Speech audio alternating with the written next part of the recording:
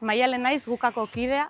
Guka Bilboko Euskaltzaleon mugimendua da, eta haren helburua da Bilboko euskalgintzaren ortzimugak, diskurtsoak eta praktikak norabide berean jartzea.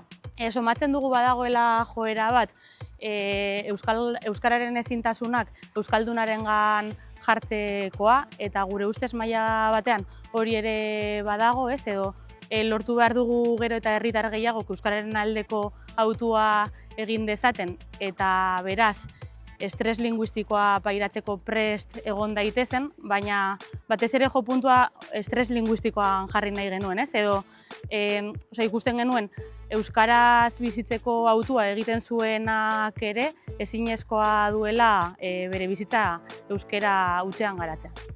Orduan, gogoeta horretatik abiatu genuen erdalduntze makinaren kanpaina, eta kanpaina horrekin adierazi nahi genuen martxan dela Bilbon makina bat, makina erraldoi bat, ia oharkabean ari dena, baina euskalduna erdarara bultzatzen duena edota erdalduna euskaldundu ezinean mantentzen duena. Eta makina bat denean, norbaitek diseinatu du makina hori, martxan jarri du makina hori, eta makina hori etengabe olioztatzen ari dira. Beraz, abenduaren 3an manifestazioa antolatu dugu, eta bertan elkartuko gara euskararen alde egunez egun gure alea jartzen dugun norbanako eta talde guztiak, zazpiretan plaza eliptikotik abiatuko den manifestazioan. Eskatzeko Bilbon martxan den erdalduntze makina gelditu behar dugula.